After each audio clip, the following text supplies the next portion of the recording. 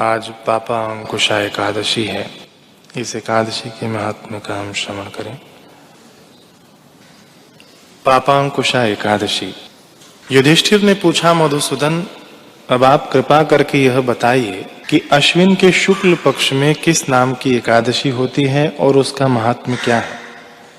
भगवान श्री कृष्ण बोले, राजन, अश्विन के शुक्ल पक्ष में जो एकादशी होती है वह पापा अंकुशा के नाम से विख्यात है।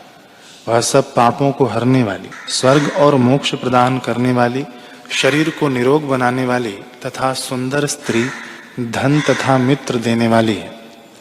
यदि अन्य कार्य के प्रसंग से भी मनुष्य इस एकमात्र एकादशी को उपवास कर ले तो उसे कभी यम यातना नहीं प्राप्त होती। राजन, एकादशी के दिन उपवास और रात्रि में जागरण करने वाले मनुष्य अनायास ही दिव्य रूपधारी, चतुर्भुज, गरुड़ की ध्वजा से युक्त, हार से सुशोभित और पीतांबरधारी होकर भगवान विष्णु के धाम को जाते हैं। राजेंद्र, ऐसे पुरुष मातृपक्ष की 10, पितृपक्ष की 10 तथा पत्नी के पक्ष की भी 10 पीढ़ियों का उद्धार कर देते हैं। उस दिन संपूर्ण मनोरथ की प्राप्ति के लिए मुझ वासुदेव का पूजन करना चाहिए। जितेंद्रिय मुनि चिरकाल तक कठोर तपस्या करके जिस फल को प्राप्त करता है वह फल उस दिन भगवान गरुड़ ध्वज को प्रणाम करने से ही मिल जाता है। जो पुरुष स्वर्ण, तिल, भूमि, गौ, अन्न, जल, जूते और छाते का दान करता है वह कभी यमराज को नहीं देखता।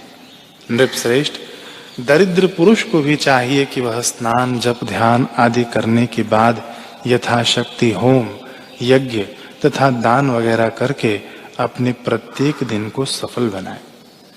जो होम, स्नान, जप, ध्यान और यज्ञ आदि पुण्य कर्म करने वाले हैं उन्हें भयंकर यम यातना नहीं देखनी पड़ती। लोक में जो मानव दीर्घायु, धनाढ्य, कुलीन और निरोग देखे जाते हैं वे पहले के पुण्यात्मा हैं।